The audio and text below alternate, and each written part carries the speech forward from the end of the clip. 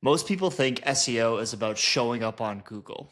But here's the truth. If your site isn't built right, even great content won't save you. In this episode, I'm going to be giving you the 5 most important checklist items we use when auditing SEO for physical therapy clinics. These are the 5 things that can make or break your rankings. Now, I'm just not going to tell you what they are. I'm going to show you actually how to fix them as well. So let's just dive right into it today. The first thing that we always look for when we're auditing the SEO of a clinic's website is going to be what we call their domain authority. Domain authority is like your website's credit score. It's a score out of 100 that tells Google how trustworthy your site is. Most PT clinics are sitting around a 5 to 15, and really what we're shooting for is to get you to a 30 plus over time. Most PT clinics, they're never going to get to 100 out of 100 in their actual domain authority. That's not really what we're shooting for. Even big websites like eBay or PayPal that gets hundreds of thousands of website visits every single month, they don't have a 100 out of 100. So that's not what we're shooting for here. Really what we're shooting for at the top level is that 30 plus.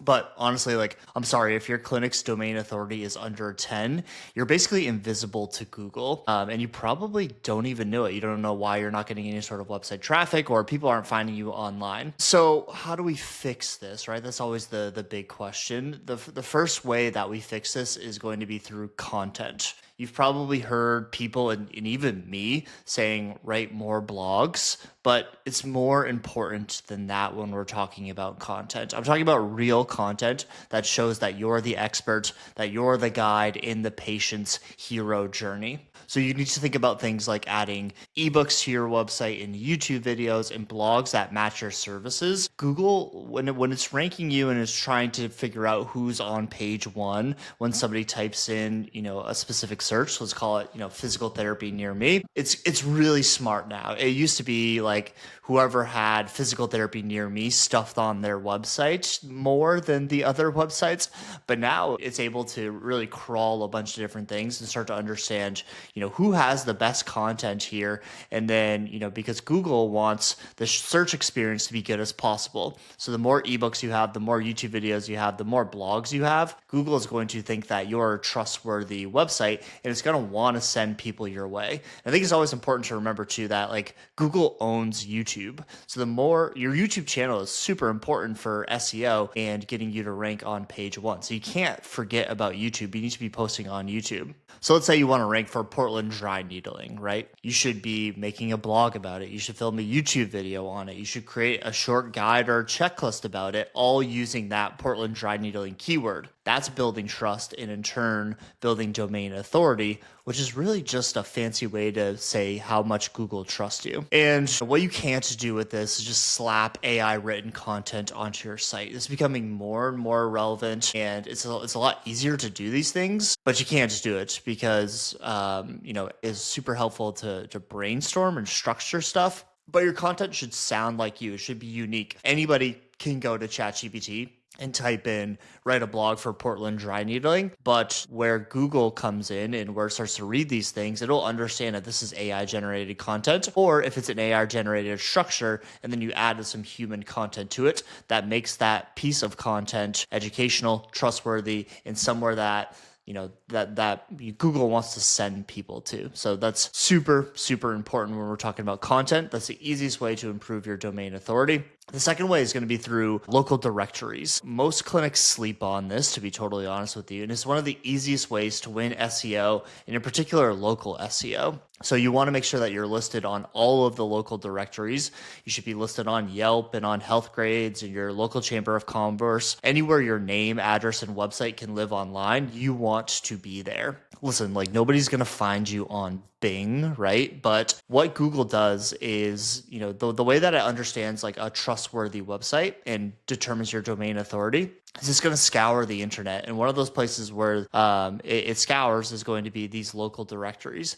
And the more your business is listed on these local directories, the more it's going to think that you're a legit business and that you're actually still in business as well. That's one of the more important things here. So these listings send trust signals to Google and help with local rankings. And it's just a quick credibility booster. The last factor that we look at with domain authority is backlinks. And how many backlinks do you have? And what is the actual like authority score of the backlinks that you're getting? Backlinks are huge. You need your websites linking to others, but they can't just be any websites, right? They need to be ones with like decent domain authority. When I was running Ripple, I talked with one of the local gyms that we had, and they had a solid online presence. They had a really good domain authority score. And, again, for me, I was trying to provide value for them. And I was like, hey, could I write a guest blog for you? And, just try to educate your guys' community on physical therapy and what we can do and running related injuries.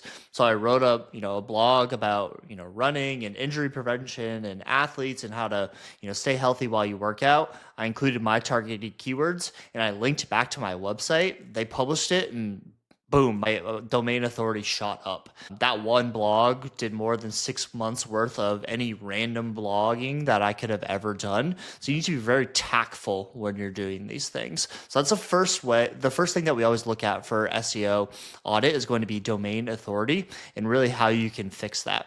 The next one is going to be, what are you currently showing up for and what are your current top keywords? So let me ask you something here.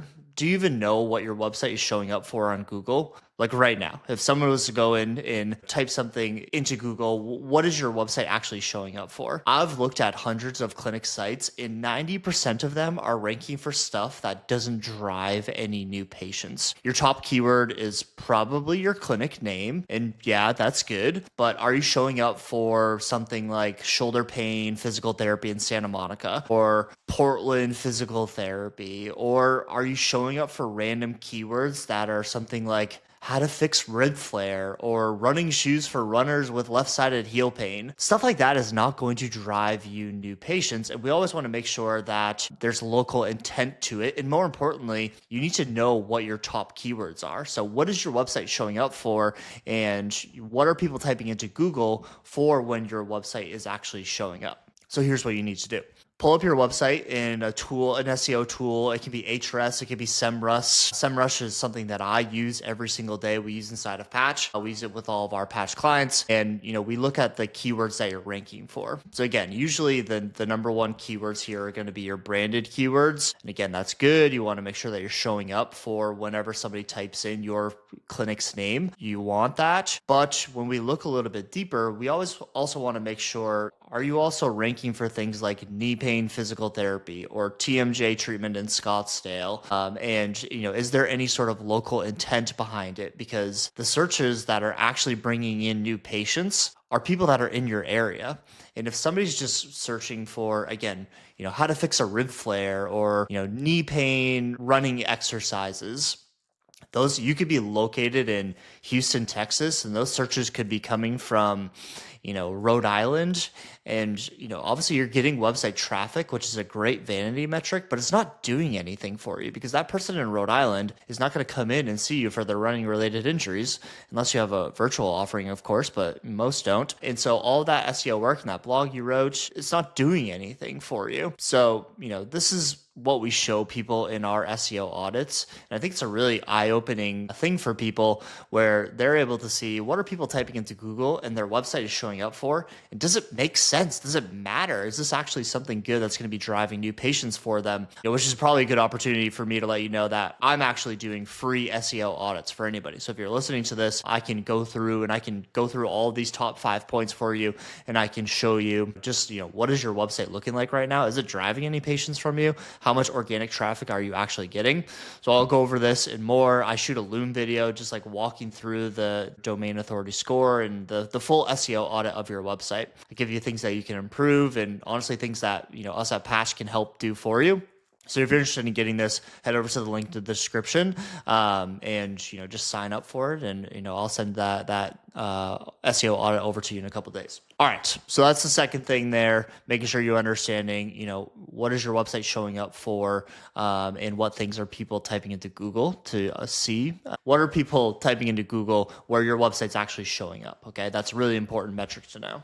The third thing is going to be search volume for your local keywords, okay? So we're kind of curtailing off of point number 2, but I think this is super relevant when, people sign up with SEO agencies. And I think like all SEO agencies love to brag about how they're going to get you ranking for high volume keywords. And they're just going to drive as much website traffic to your website as possible. You're going to go from 200 website visits to 2,000 website visits. But here's what they don't tell you. If nobody in your city is searching for those terms, it's a complete waste of time. You don't want volume, you want local intent. Because you don't care if someone in New York is Googling sports rehab if your clinic's actually in Scottsdale. So what matters is what your potential patients are searching for in your area right where you live. That's why we always check the local search volume. So again, you want to use an SEO tool here. You can use something like SEMrush or Keyword Planner, and you can type in the services that you offer in the city that you're in. You want to find keywords like pelvic floor PT in Austin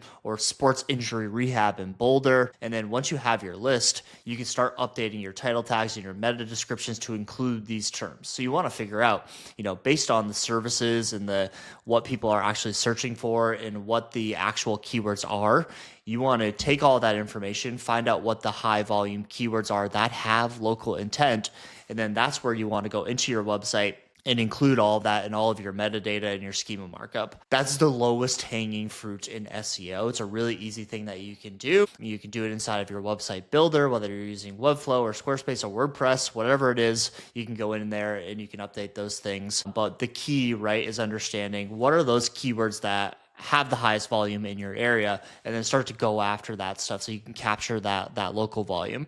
We don't care what the total volume is throughout the whole US. We care about what's actually happening in your area. The last piece with, getting more search volume in your local area is creating, just what we call local service landing pages. So you want some listing pages with all of that metadata updated, a page for knee pain treatment in Chicago or TMJ physical therapy in Miami.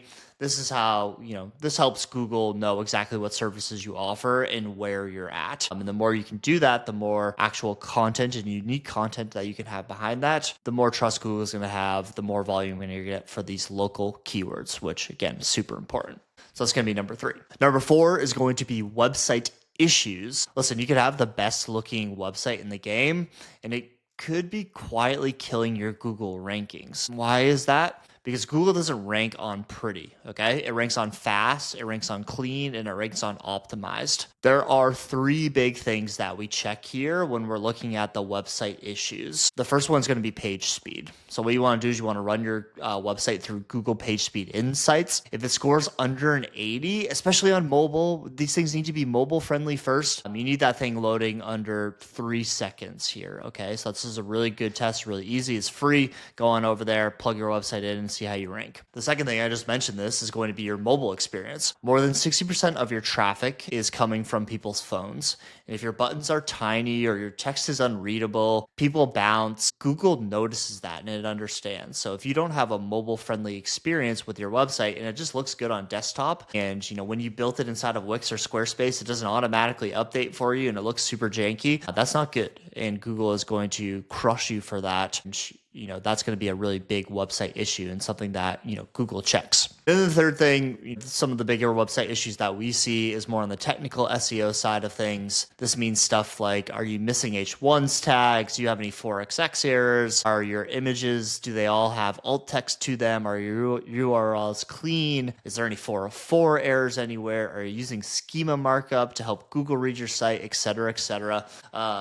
These are all things that if you're a clinician, you probably don't care about this, and I don't blame you at all. I nerd out on this stuff, luckily.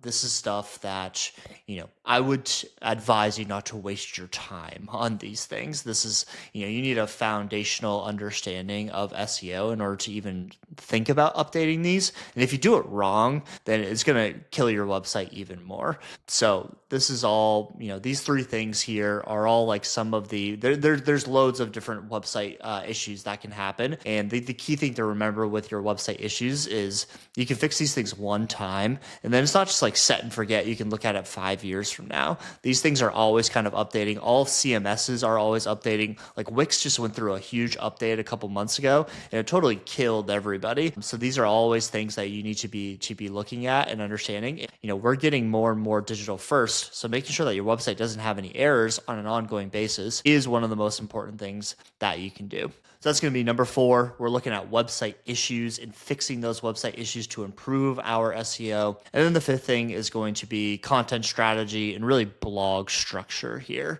So here's a problem with your blog. It was probably written by ChatGPT. It's stuffed with keywords, and it's just tossed up without a second thought. And now Google's punishing you for it. Today, SEO strategy is all about having unique content that is made by you and is educational for the reader. So when you're thinking about writing your blogs, you need to think about having a pillar page and a cluster page and internal links that tell Google, hey, we actually know what we're talking about here. Okay, so let me explain what a pillar and cluster blog content structure is and really what this principle is. Your pillar page is your main hub. So for example, this could be, running physical therapy in Austin. That page should be dialed in with your best content, testimonials, videos, call to actions, the works. This is a big ass blog. Like think about the biggest blog you've ever written in the past and then double the size of that. It needs to show authority, and it's got to be a dense blog here because again, like this is the ultimate guide to running physical therapy in Austin. It needs to have a lot of content to it, and it can't just be a wall of text, a Q&A blog from ChatGPT. That just doesn't work anymore. And then with your pillar blog, you need to write supporting cluster blogs around it, with our pillar blog being the ultimate running guide, the ultimate guide to running physical therapy in Austin. Your cluster blogs can be something like 3 common running injuries that Austin runners face, or should you stretch before you run in Austin, or the best running shoes in Austin for Austin runners, or whatever it might be. You get the idea. All of those blogs are going to then link back to your main pillar page. They're going to link to other blogs as well. The more internal linking that you can have on your website, the more that Google is going to think and understand that you're an authoritative website. Okay, so not only are you getting backlinks from other websites sending their content back to you, but you can also internally link and really set up a sitemap on your website to show that authority and show that trustworthiness and show that you have a lot of really good content. That is an A+ with Google. So think of it like this: the pillar is the front desk of the library, and the clusters are the books on all the shelves. When they're organized and connected, people and Google, they find what they need, right? And finally, again, like I think I've already said this, but stop publishing AI only content with zero personality. I think, I'm going to go on our rant here, and I've been thinking a lot about this, but I think like AI is starting to kill a lot of the creativity and the original content that we're putting out there. And again, if you just type in, write me an SEO related blog with the 5 Q&As of, stress fractures and runners, and you just copy and paste that blog and put it up there, it's not doing anything for anyone. And that just can't be the way that you do it. I think you should use AI 100% to structure these things out for you, but then you need to go in and you need to add some human content to it to make it unique and to make it educational for the reader. All right, so quick recap here. The 5 things we look for in every SEO audit. Number 1 is going to be domain authority. Number 2, what are your current top keywords? Number 3, what is your local search volume? Number 4, what issues does your website have? And number 5, what is your current content strategy and blog structure? If you want to go check these things yourself, go for it. You now have all the tools on what you should be looking for and how to fix them. But let's be honest, you're busy. You probably don't have the time or the interest to do any of this stuff. And to be honest with you, I don't blame you. So if you want me to do it for you, I'm offering free SEO audits right now. I'm going to record what I've been doing for people in the past is I'm recording a custom Loom video. I'm walking through your rankings, your tech issues, and what we'd fix. And if you want our help, we can totally do that. So just head on over to the link in the description, and I'll totally get that taken care of for you. And listen, if this episode helped, please subscribe to the pod, drop a review, share it with a clinic owner, and I'll see you guys in the next one.